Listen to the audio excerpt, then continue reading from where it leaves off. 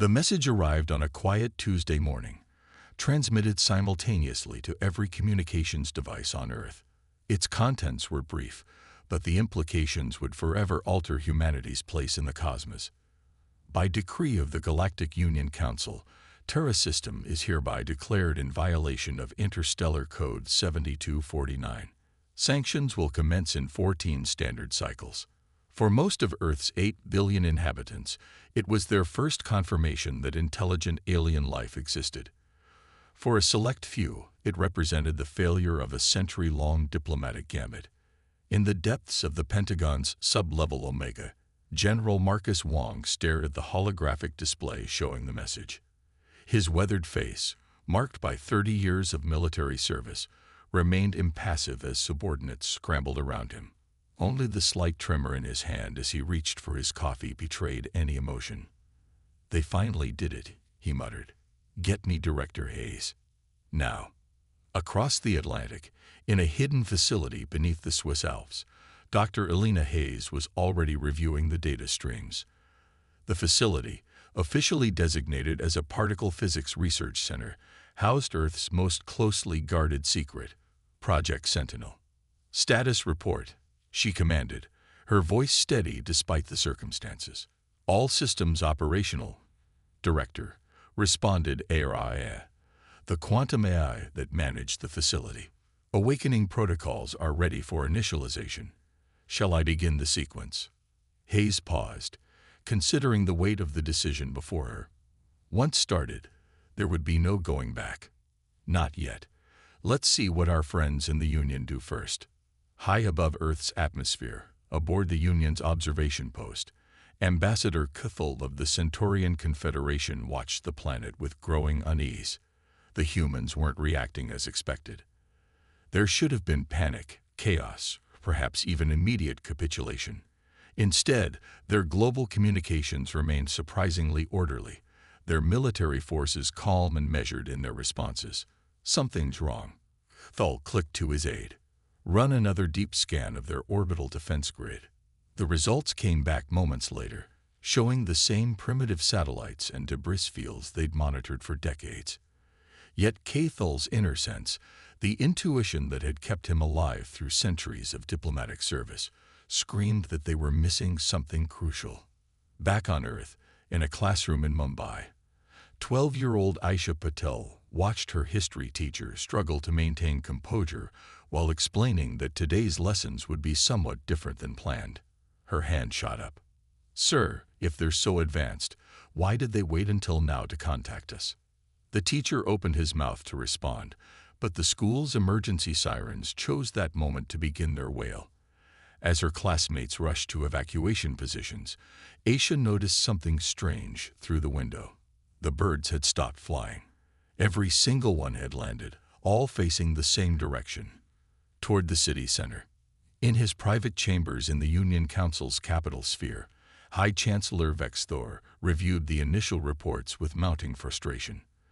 The humans' primitive technology shouldn't have been able to detect their cloaked warfleets approaching the solar system. Yet somehow, their planetary defense forces were quietly mobilizing in a suspiciously coordinated pattern. "Impossible," he muttered, his crystalline form refracting light in agitated patterns. "They're supposed to be centuries behind even basic quantum detection capabilities." A soft chime interrupted his thoughts. "Priority message from Deep Analysis, Your Excellency. We've detected unusual energy signatures emanating from several points on the planet's surface. The patterns, they don't match anything in our databases." Vexthor's crystalline structure darkened. "Show me." The holographic display filled with swirling patterns of energy that defied conventional physics. As he studied them, a memory surfaced. An ancient warning passed down through generations of his people. Beware the sleeping giants who watch the stars. In the White House Situation Room, President Sarah Chen waited as her advisors debated response options. She'd known this day might come when she'd taken office, had been briefed on humanity's true technological capabilities and the careful masquerade they'd maintained for generations. Now, watching the Union's warfleets approach on classified quantum sensors that officially didn't exist, she allowed herself a small smile. "Ladies and gentlemen," she interrupted the arguing officials, "I believe it's time to show our visitors why humanity chose to play the long game." Deep beneath the Pacific Ocean, in a facility that appeared on no maps, Project Sentinel's quantum cores began to hum. The greatest deception in human history was about to end, and the Galactic Union was about to learn why Earth's apparent technological stagnation had been entirely by design. The real question wasn't whether humanity could defend itself. The question was whether the galaxy was ready for what humanity had become. The Galactic Union's first attack came not with weapons, but with code. Thousands of automated systems across Earth suddenly failed, or so it seemed to their observers. Banking networks crashed, power grids flickered, and satellites appeared to tumble from their orbits. The Union's military strategists watched with satisfaction, expecting chaos to engulf the primitive planet. They didn't expect the humans to laugh. In her command center beneath Mount Fuji, Dr. Elena Hayes executed a simple command sequence. HFY, initiate protocol mirror. The quantum AS response was immediate. Across the globe, the supposedly damaged systems snapped back online. But they weren't alone.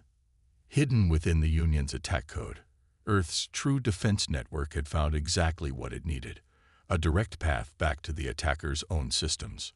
Aboard the Union's flagship, Admiral Zixtel's compound eyes widened as alerts flooded his neural interface. "Impossible," he chittered. "Their systems are. They're in our network. How can they be in our network?"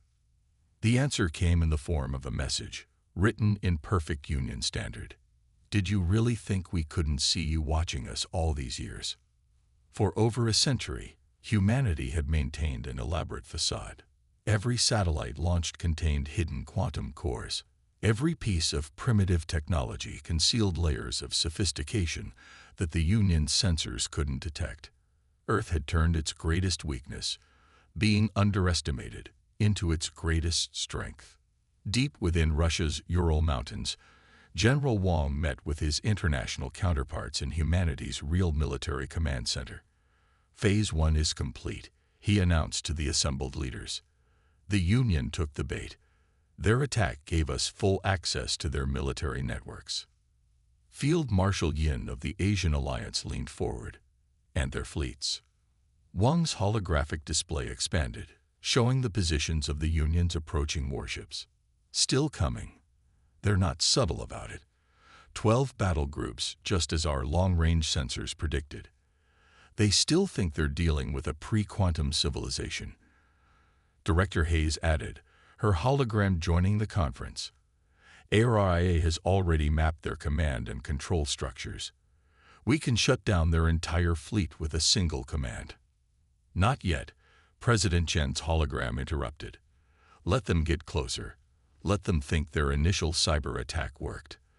The more overconfident they become, the more effective our real response will be." In orbit, the Union's massive warships emerged from quantum space, their kilometer-long hulls bristling with weapons designed to overwhelm primitive planetary defenses. Ambassador Kthul watched from his observation post, an uneasy feeling growing stronger. "My lord," his aide reported, "the humans appear to be in disarray. Their military bases are dark, their communications scattered." Kthul's tentacles writhed in agitation. "Too scattered, too perfectly chaotic. Search their historical records. When have humans ever responded to a crisis without their leaders making public statements?" Before his aide could respond, their ship's quantum field suddenly collapsed. Throughout the Union fleet, sophisticated weapon systems went dark. Ships designed to outfight entire primitive civilizations found themselves drifting, their only functioning systems being life support and basic maneuvering thrusters. On Earth, Aisha Patel watched through her classroom window as the sky filled with light. The Union's mighty warships, each one larger than Earth's tallest skyscrapers, became visible as their cloaking systems failed. Her teacher had stopped pretending to conduct normal lessons. "They're not falling," she observed, her young mind quickly grasping the situation. "They're just waiting." "Of course they are," her teacher replied, no longer hiding his military bearing. We didn't disable their ships to destroy them. We disabled them to talk. In the White House Situation Room, President Chen prepared to address both humanity and the Union fleet. The carefully crafted illusion of Earth's technological backwardness had served its purpose. Now it was time for truth. For 3,000 years, she began, her words translated simultaneously into every Union language. Your civilization has maintained peace through technological superiority. You never considered that some species might choose to hide their true capabilities. You never asked why Earth, despite its internal conflicts, never sought membership in your union. She paused, letting the implications sink in. We could have joined you centuries ago. We chose not to, because we saw how your peace worked, through suppression of any civilization that might one day challenge you. Today, you chose war with a primitive species. Instead, you found equals who have been watching, learning, and preparing for this moment for generations. In his private chambers, High Chancellor Vexthor finally understood the meaning of the ancient warning. Earth hadn't been left alone because it was primitive. It had been left alone because the Union's predecessors had recognized something his generation had forgotten. Sometimes, the most dangerous civilizations are the ones wise enough to hide their strength until they need it. And now, humanity was done hiding. The Union Council's emergency session dissolved into chaos as the implications of Earth's deception became clear. Their mighty fleet, pride of the galaxy, hung powerless in orbit around a planet they had grievously underestimated. But humanity's next move would shatter their understanding of what was possible. Beneath the Antarctic ice, in a facility that had masqueraded as a research station for decades, Dr. Marcus Rivera initiated the quantum cores of Project Aurora. All systems nominal, he reported to the Global Command Center, initiating full-spectrum reveal. Across Earth's surface, massive hidden installations began to emerge. Mountains shifted, oceans parted, and deserts rippled as advanced technological complexes shed their camouflage. But the true surprise lay in Earth's orbit, where thousands of quantum satellites suddenly shimmered into view, forming an intricate defensive web around the planet. Ambassador Kithal, watching from his crippled observation post, felt his species' equivalent of awe. The orbital patterns, he whispered, they're perfect. These defenses weren't hastily assembled. They've been here for centuries. On the Union flagship, Admiral Zixtal received a transmission from Earth's command. The human on his screen, General Wong, spoke with calm authority. Your ship's life support systems will remain functional, Admiral. We have no desire for casualties. But perhaps it's time we discussed the real reason for your Council's declaration of war. In the Galactic Council's archives, hidden beneath layers of quantum encryption, lay the truth. The Union's ancient founders had encountered Earth before, nearly 1,000 years ago. They had recognized humanity's potential for rapid advancement and adaptation. Instead of conquering Earth, they had chosen to quarantine it, marking it as too dangerous to contact. The current Council, arrogant in their perceived superiority, had ignored these warnings. They had seen Earth's apparent technological stagnation as proof of weakness, never considering it might be an elaborate masquerade. President Chen stood in the United Nations General Assembly, addressing both humanity and the galaxy. For generations, we played the role you expected. We fought our internal wars, struggled with our primitive technology, all while preparing for this day. Not because we sought conflict, but because we understood something your union forgot. True peace comes from mutual respect, not from fear of superior force. In orbit, Earth's quantum defense grid began to pulse with energy. Dr. Rivera's voice came through the Global Command Network. Project Aurora is ready, Madam President. We can proceed with the demonstration. What happened next defied the Union's understanding of physics. The quantum grid around Earth began to resonate at frequencies that shouldn't have been possible. Space itself seemed to ripple as new structures materialized. Massive installations that had been hidden in artificial pocket dimensions, waiting for this moment. High Chancellor Vexthor, watching from the council capital, felt his crystalline form vibrate with fear. "They've mastered dimensional engineering," he transmitted to the emergency council. All this time, they weren't just hiding their technology. They were advancing beyond our understanding.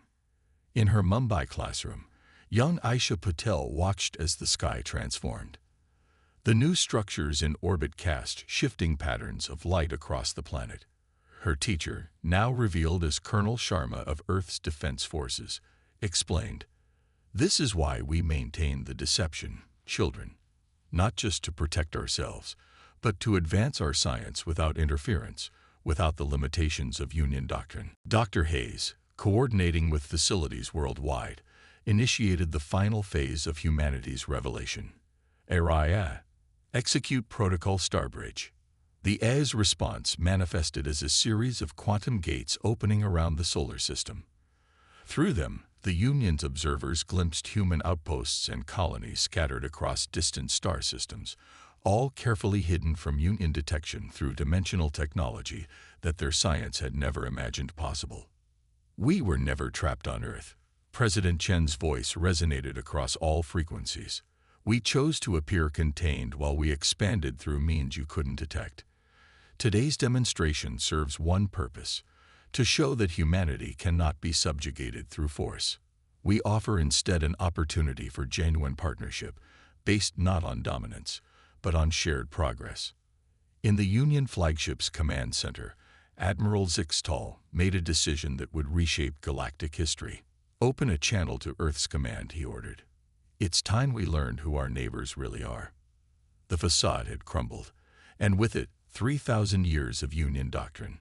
Humanity had revealed not just its strength, but its wisdom in choosing when and how to use it. The galaxy would never be the same. While the disabled Union fleet hung in Earth's orbit, a more significant confrontation was unfolding at the edges of the solar system. The Union's second wave, a massive armada of over 3,000 warships, emerged from quantum space, their weapons primed for what they believed would be a decisive strike. They didn't expect to find themselves surrounded. Dr. Elena Hayes stood in the quantum-projected command center, watching the tactical display with President Chen and the Joint Military Command. "They've committed their reserves," she noted, "exactly as predicted." The Union's reinforcement fleet found itself caught in a web of artificial gravity wells, technology that, according to their understanding of physics, shouldn't exist. Human ships, previously invisible to their sensors, decloaked in perfect attack formation. But these weren't ordinary vessels of war. Dr. Rivera, monitoring the quantum core vessels from Antarctica, reported something unexpected. The Union ships, they're powering down their weapons, all of them. High Chancellor Vexthor had made his decision. 3,000 years of peace through dominance ends today. He announced to the Council, "The humans have shown us that there is another way. They could destroy our fleet with a thought. Yet they choose to talk. Perhaps it's time we listened." The artificial suns surrounding the Union fleet began to dim, though they remained ready. Humanity had demonstrated its power not through destruction, but through the threat of what they could do, and their choice not to do it. Ambassador Kithal, watching from his observation post, finally understood. They never needed to hide, he realized. They chose to hide, because they were waiting for us to be ready for them. Not as superiors, not as inferiors, but as equals. The breaking point had come not in violence, but in understanding. The galaxy's balance of power hadn't just shifted. It had been completely redefined by a species that had spent centuries preparing not for war, but for the moment when they could help reshape galactic civilization into something better. The question was no longer whether humanity would have a place in the galaxy. The question was whether the galaxy was ready for what humanity could teach it. The Galactic Union Council chamber, a vast crystalline structure orbiting their capital world, had never hosted a human before. Now President Chen stood at its center, her presence marking the end of one era and the beginning of another. The quantum cores of Earth's stellar ships had powered down but remained vigilant. It wasn't a threat. It was a reminder that the old paradigm of peace through superior force had been shattered forever. The humans had proven they could outmatch the Union's military might. But more importantly, they had proven they could choose not to use it. For a millennium, your predecessors watched us, President Chen addressed the assembled council. They saw our wars, our struggles, our apparent technological limitations, but they missed something crucial. Every conflict taught us the price of power without wisdom. Every struggle showed us why dominance without understanding is meaningless. In Earth orbit, the disabled Union fleet was being restored to operational status. Dr. Hayes and ARI carefully removed the quantum locks that had held them immobile, while simultaneously sharing the technical specifications of how they had done it. It was humanity's first gift to the Union. Proof that trust had to begin somewhere. High Chancellor Vexthor, his crystalline form now resonating with calmer frequencies, spoke to the council. We thought ourselves the guardians of peace, but we maintained that peace through the threat of our superiority. The humans have shown us a different path, one where true strength lies not in the ability to dominate, but in the wisdom to choose cooperation. Deep beneath the Antarctic ice, Dr. Rivera was already coordinating with Union scientists, explaining the principles behind dimensional engineering that had allowed humanity to hide its true capabilities for so long. The Union's best minds were discovering that humans hadn't just matched their technology, they had reimagined it entirely. Your quantum mechanics stopped at manipulation, Rivera explained to his astonished colleagues. We learned to speak to quantum space itself. Your dimensional physics sought to master space. We learned to collaborate with it. In Mumbai, Aisha Patel watched a real-time transmission of the council proceedings with her classmates. Colonel Sharma had shed his military facade entirely, now openly discussing how humanity's education system had prepared generations for this moment.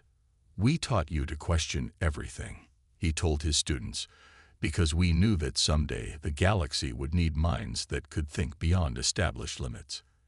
Ambassador Cathal, now serving as liaison between Earth and the Union, found himself learning more about humanity with each passing day.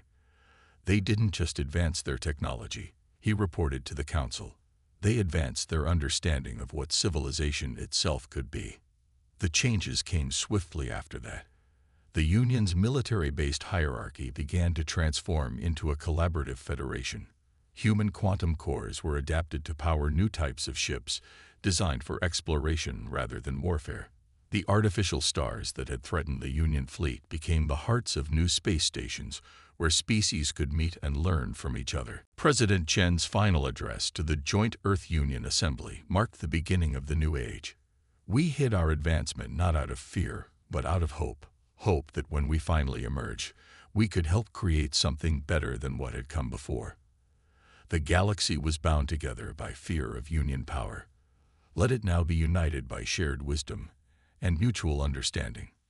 In the Ural Command Center, General Wong watched as the last of Earth's hidden defenses were revealed to their new allies. Was it worth it? He asked Dr. Hayes. All those centuries of hiding, of playing the primitive species. She smiled, watching as Union ships and human vessels began joint training exercises, their crews learning to work together. We didn't hide because we were afraid of them, she replied. We hid because we wanted them to be ready for us. Not as conquerors, not as subjects, but as partners in something greater than either of us could create alone. The ancient warnings in the Union archives were finally understood. The first explorers who had encountered Earth hadn't feared what humanity was. They had recognized what humanity could become. A species that had learned from its own violent history, that had developed technology not for dominance but for progress, that had mastered the patience to wait until the right moment to help guide the galaxy toward a better future.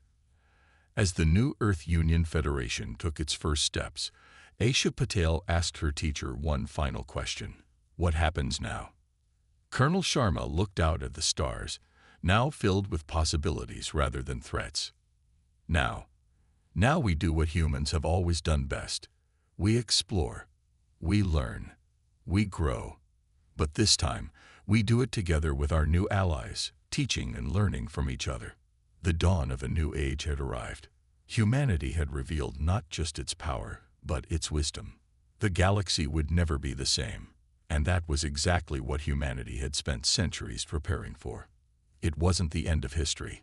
It was the beginning of something far greater, a future where strength was measured not in weapons, but in the ability to build something better together.